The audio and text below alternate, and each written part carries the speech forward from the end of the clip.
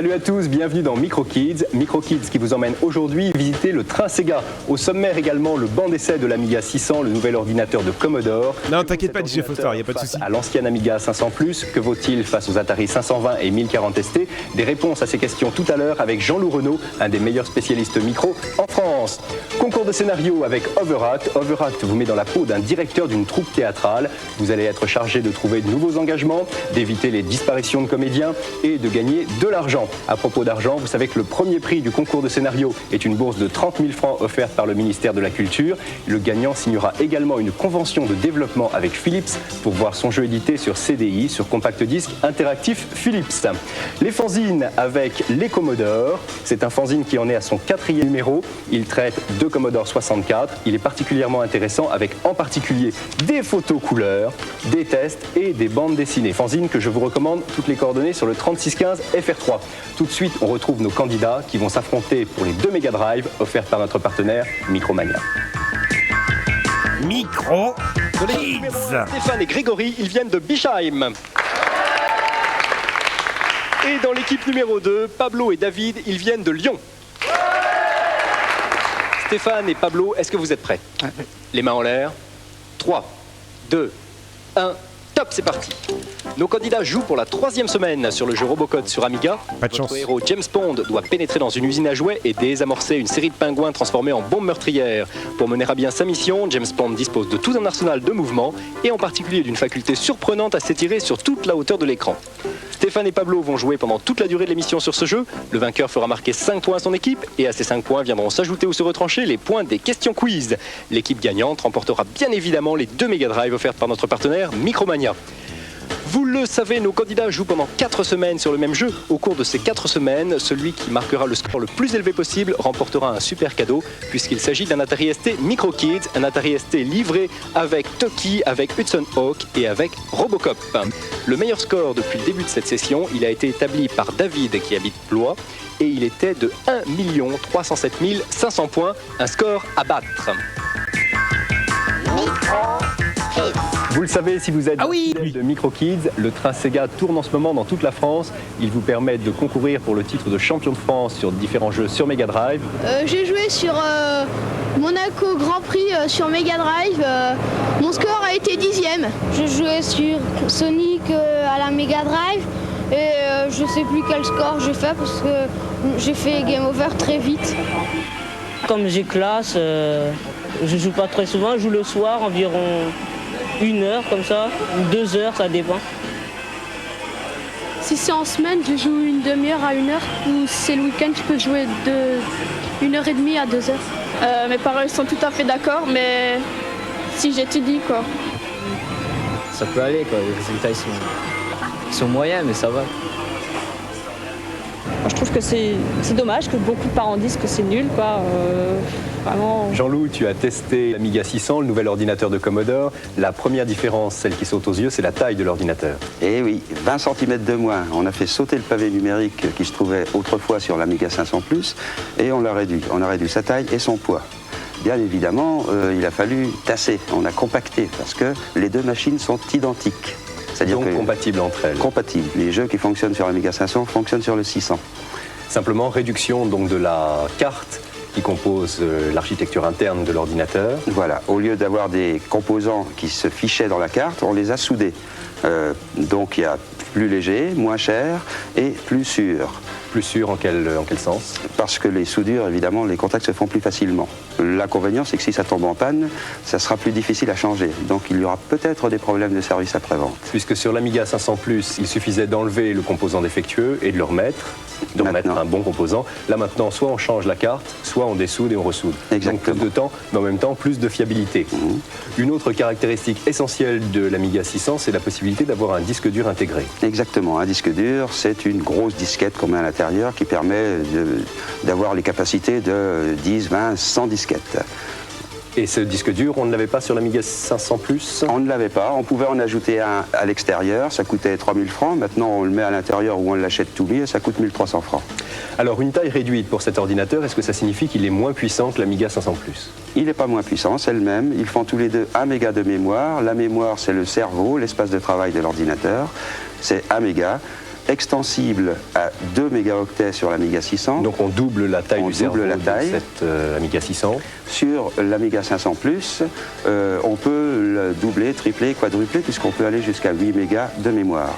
Ah, ce qui signifie qu'on peut rendre l'Amiga 500 Plus puissant que Que le l'Amiga 600. 600 qui est pourtant une nouvelle machine. Mais elle est bridée, elle est destinée plus aux joueurs qu'aux travailleurs. D'accord. Et alors il y a une autre caractéristique très intéressante, c'est le port de la petite carte là. Effectivement, vous avez ici un petit port qui sert à mettre des cartes de mémoire qui ressemblent à des cartes de crédit. Oui. On s'en sert sur les NEC. Hein. Et alors ces cartes, on les met là et ça remplace la disquette. Quoi? On met dessus soit un jeu par exemple, soit ça sert pour sauvegarder des dessins, etc. L'avantage c'est que c'est petit. Et puis on peut en mettre, dans le futur, on pourra mettre jusqu'à 20 mégaoctets, voire 200 mégaoctets de données. Alors finalement, à qui s'adresse l'Amiga 600?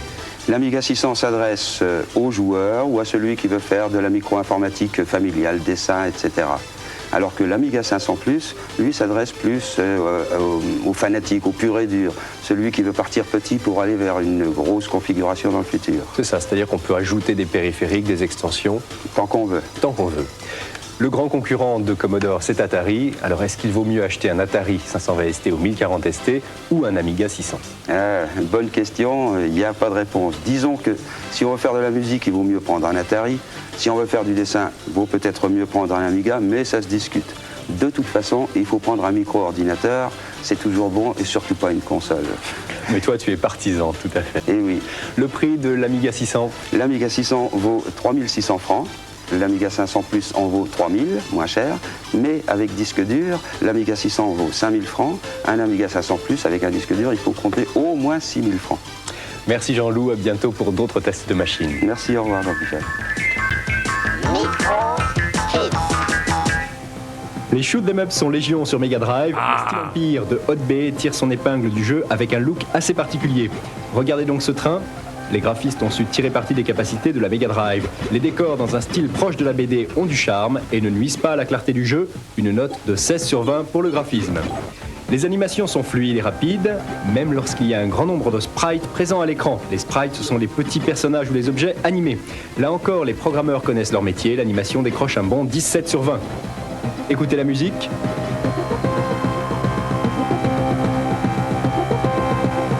Sympathique, non? On peut largement lui donner 15 sur 20. Le vaisseau est rapide et maniable, et c'est tant mieux vu la résistance que l'on rencontre. Même dans les situations les plus périlleuses, vous ne devrez votre salut qu'à des réflexes surhumains. Une bonne jouabilité de 16 sur 20. Au finish, Steel Empire sort du lot et obtient 17 sur 20. Bien qu'il soit un shoot 'em up on ne peut plus classique, il mérite le détour. La réalisation est soignée, les graphismes ont un certain charme et le jeu est captivant. Victor Musical Industries adapte Shoplifter sur Game Boy. Ce jeu d'hélicoptère déjà ancien avait connu son heure de gloire. Le but du jeu est simple, récupérer des civils perdus en territoire ennemi. De nombreux dangers vous attendent, tanks, mortiers ou encore orage menaçant. J'adore ce jeu. Question graphisme, on est bien loin des premières productions sur Game Boy. Les sprites sont assez détaillés et les décors simples mais efficaces ne viennent pas surcharger l'écran inutilement. Excellent travail, 17 sur 20 pour les graphismes. Les tests de collision sont précis, alors mieux vaut que vous le soyez aussi. Qu'est-ce qu'un test de collision? Ma concierge qui s'y connaît vous répondrait que c'est ce qui permet à la console de vérifier avec précision si un missile vous a touché ou non. Le scrolling est fluide, le scrolling c'est le défilement de l'écran, cependant l'impression de vitesse est mal rendue, ce petit défaut rabaisse la note d'animation à 16 sur 20. Rien de bien terrible du côté de l'ambiance. Pas de quoi mettre plus de 11 à la bande son. L'hélicoptère. Bonsoir Ginac, salut à Rock Manu, salut à Renard Fou. Il faudra toute votre dextérité pour atterrir sain et sauf et sauver les civils en déroute. L'intérêt du jeu repose sur une bonne jouabilité et c'est réussi avec une note de 17 sur 20. Finalement, avec 17 sur 20 d'intérêt global, Shoplifter 2 sur Game Boy est un excellent jeu d'adresse et d'action. Il y a un très grand nombre de missions à accomplir. Sachez d'ores et déjà que les derniers niveaux vous réserveront bien des surprises. Snake's Revenge de Konami sur NES est un jeu d'action banal. Comme le titre l'indique, Snake n'est pas content et pour se venger, il part libérer des prisonniers en pleine jungle. Il y a dans le scénario comme un air de déjà-vu. Les graphismes ne sont pas époustouflants, les sprites, c'est-à-dire les personnages et les objets à l'écran, sont corrects. Les décors, une fois qu'ils sont visibles, n'ont rien d'exceptionnel non plus. Les graphismes ne valent pas plus de 13 sur 20. Quelques efforts ont été faits du côté de l'animation. Ces spots censés représenter des projecteurs balayant le sol bougent avec fluidité. La taille des sprites est correcte. 14 sur 20 en animation. Que ce soit les bruitages, bien la musique. Attention à ce qu'il va dire, hein, ça reste Metal Gear hein, quand même. Hein. La bande-son décroche un 14 sur 20. La jouabilité n'est pas extraordinaire, on ne peut tirer que dans 4 directions et il est bien difficile d'éviter les tirs ennemis. C'est un point faible de la cartouche, 11 sur 20. Et finalement, 11 sur 20 au total pour Snake Revenge. Principal reproche, le manque d'intérêt. Les combats ne sont pas excitants et le thème du Rambo assoiffé de sang a déjà été illustré de manière plus convaincante. Bref, il existe des jeux sur NES bien plus intéressants. Project X sur Amiga est le nouveau shoot 'em up de Team 17, les auteurs de Full Contact et de Alien Breed. Le but du jeu est simple, survivre le plus longtemps possible en infligeant le maximum de dégâts au rang adverse. Les graphismes de Project X sont tous très soignés, que ce soit pour votre vaisseau, ses adversaires ou encore le décor. La palette de couleurs de l'Amiga est fort bien mise à contribution, notre note 17 sur 20. L'animation est d'excellente qualité, malgré le scrolling plein écran, et un nombre parfois étonnant de sprites simultanés. On n'est plus très loin des shoot 'em up sur console, l'animation mérite assurément un 17 sur 20.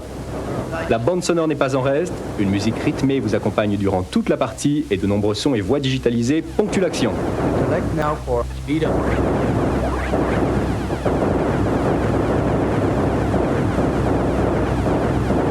16 sur 20 à la bande son. La Project X est bonne, le vaisseau répond bien aux commandes, toutefois il sera très utile d'avoir un joystick à 2 boutons pour pouvoir activer à loisir les différents bonus que vous collecterez, 15 sur 20 en jouabilité. Finalement, nous attribuons un bon 16 sur 20 à Project X, s'il est vrai que ce n'est pas le jeu le plus original jamais vu sur Amiga, ses nombreuses qualités techniques en font un must pour les fans du genre. Attention, il vous faudra obligatoirement un méga de mémoire pour faire fonctionner le jeu. Fire on Ice est un nouveau jeu de plateforme réalisé par Graph Gold sur Amiga. Très inspiré de Sonic, le jeu met en scène un nouveau et sympathique héros du nom de Cool Coyote. Les graphismes de Fire on Ice sont superbes, drôles et très colorés, ils supportent aisément la comparaison avec n'importe quel jeu sur console. Notre note admirative, 17 sur 20. Ah oui, carrément. L'animation est elle aussi de très bonne qualité, le scrolling est fluide et la démarche des personnages souple et amusante. Une réussite, 16 sur 20 pour l'animation. La bande-son est agréable, la musique est guillerette et les bruitages digitalisés rendent bien l'ambiance du jeu.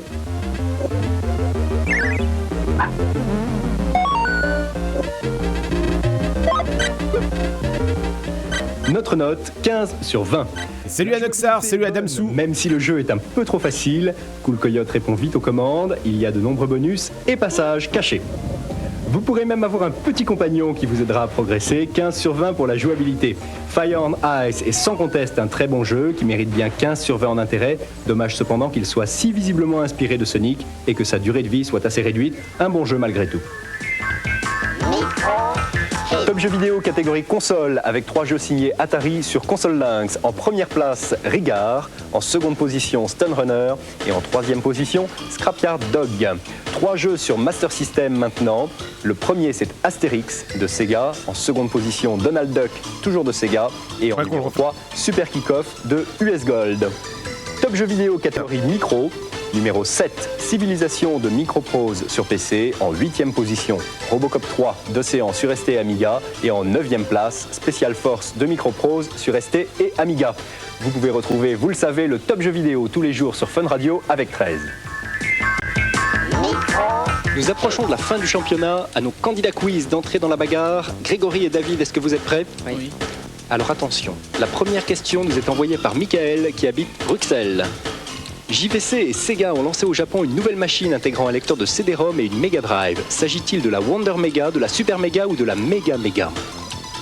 Oui, Grégory ? Wonder Mega. Wonder Mega, bonne réponse, plus 2 points.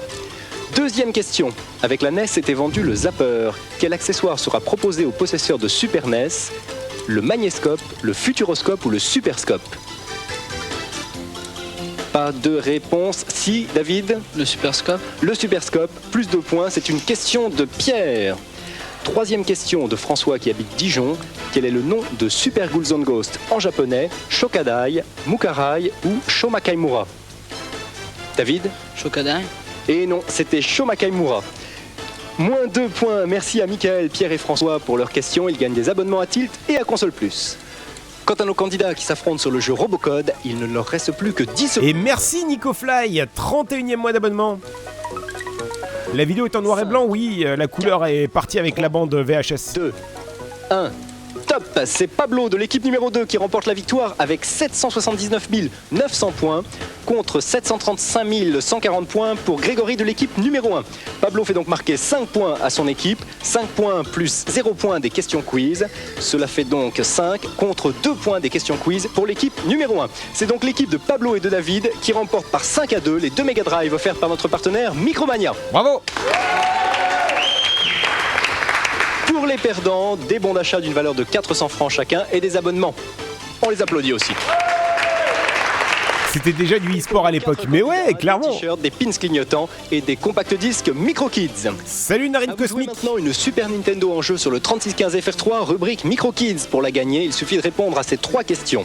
Première question, vrai ou faux, la lynx peut être utilisée par des droitiers et par des gauchers. Deuxième question, combien de lynx peuvent être reliés ensemble par le câble comme lynx? Et troisième question, le son de la Lynx 2 est-il monophonique ou stéréophonique? Pour répondre, le 3615 FR3 rubrique Micro Kids ou une simple carte postale que vous nous envoyez à l'adresse habituelle. Il y a une Super Nintendo à gagner.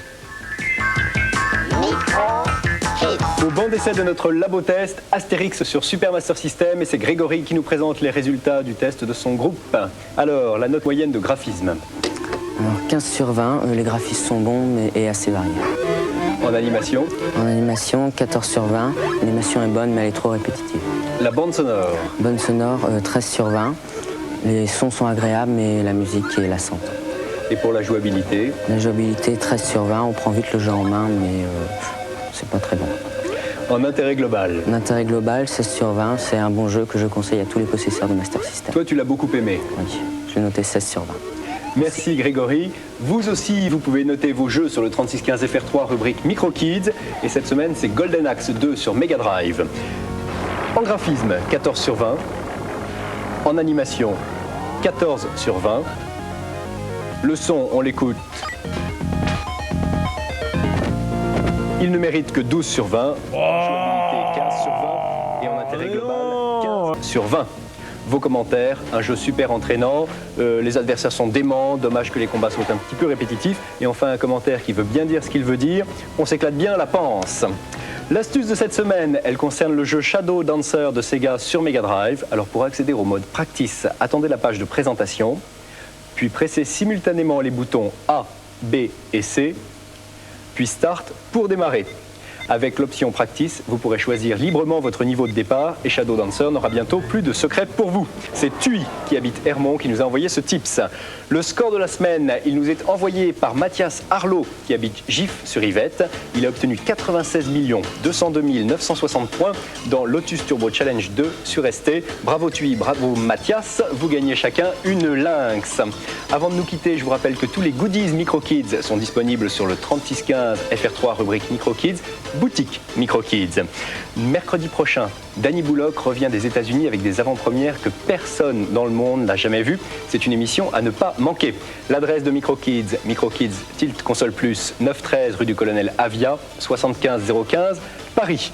La démo de la semaine, elle tourne sur Amiga. Elle a été créée par le groupe Digital et elle s'appelle The Punisher. Bonne semaine à tous, jouez bien, bye bye.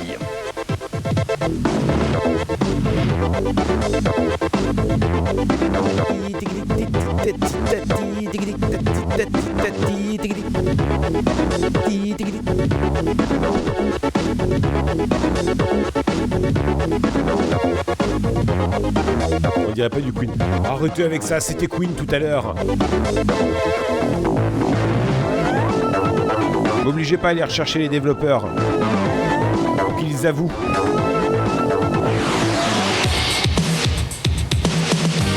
Micro Kids. Jeux vidéo, console, Logiciel, micro.